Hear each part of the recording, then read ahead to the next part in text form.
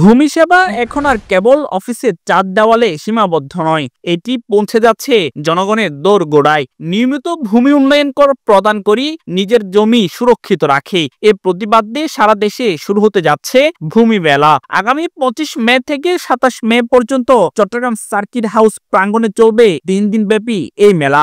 এছাড়াও চট্টগ্রাম বিভাগের বিভাগীয় কমিশনারের কার্যালয়, 11টি জেলা, 103টি উপজেলা এবং ইউনিয়ন ভূমি অফিস সমূহ নিজ নিজ উদ্যোগে মেলার আয়োজন করবে। বিকেলে চট্টগ্রাম সার্কিট হাউসে এক সংবাদ সম্মেলনে এসব তথ্য জানান চট্টগ্রাম বিভাগীয় কমিশনার। 11টি জেলাতে এটা হবে, 103টি উপজেলা এখানে অংশগ্রহণ করবে এবং 103টি উপজেলার সঙ্গে 103টি সহকারী কমিশনার ভূমি অফিসে সংযুক্ত থাকবে। ফলে শুধু চট্টগ্রাম মহানগরী না, চট্টগ্রাম এই বিভাগীয় শহরে আসলে এটা জেলা প্রশাসন এবং বিভাগীয় অফিস একসঙ্গেই করছে।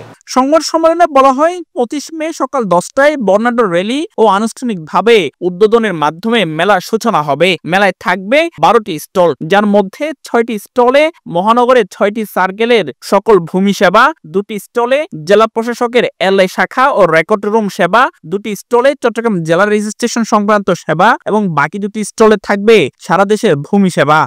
আমরা জনগণের কাছে এটা আরও সহজভাবে কিভাবে পৌঁছে দেয়া যায়, সেখানে কতখানি আকর্ষণীয় করা যায়, প্রত্যেক জেলা প্রশাসক কিন্তু নিজ নিজ ব্যবস্থাপনায় সেই আকর্ষণীয় করে রাখার ব্যবস্থাটা কিন্তু নেওয়া হবে।